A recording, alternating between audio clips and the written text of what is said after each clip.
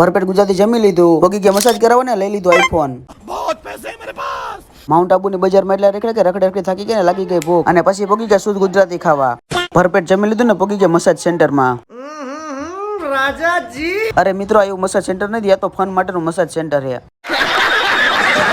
અહીંયા મસાજ ની ગેમિંગ ને લગતી ઘણી બધી એક્ટિવિટી છે. અહીંયા એક એવી ગેમ પણ છે જેમાંથી તમે આઈફોન જીતી શકો છો. IPhone 15 Pro Max. આ ટેડી કે મારે વ્લોગ હું તેને વ્લોગમાં લઈ લીધો. આની ગેમ શું બધી નવીન પ્રકારની હતી ને, ભેગી મોંઘી બહુ હતી. અમારે ગ્રુપ મેમ્બરને મસાજ કરવાનો શોખ થયો તો ભાઈ ખૂંચી માથે ચડી ગયા.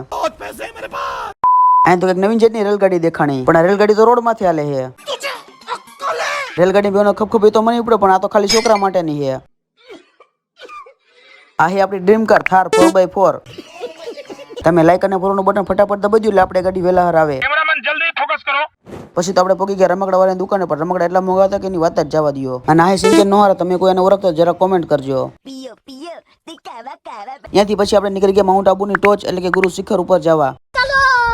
ગુરુ શિખર ઉપર તો પગી ગયા, પણ અહીંથી આપણે ઘણા બધા પગથિયા ચડવાના છે. અહીંયા તો આપણે ગુજરાતનો ફેવરેટ નાસ્તો પાપડ બટેકા પણ જડે છે. પગથિયા ચડીને એટલો થાકી ગયો કે એની વાત જ ન પૂછો. ત્યાં તો આપણને કિંગફિશર ની બોટલ ચડી ગઈ. સમજ રહ્યો? હાલો નેક્સ્ટ પાર્ટ જલ્દી આવે, ત્યાં લગીમાં તમે લાઈક ફોલો ને મસ્ત મજાની કોમેન્ટ કરી નાખો.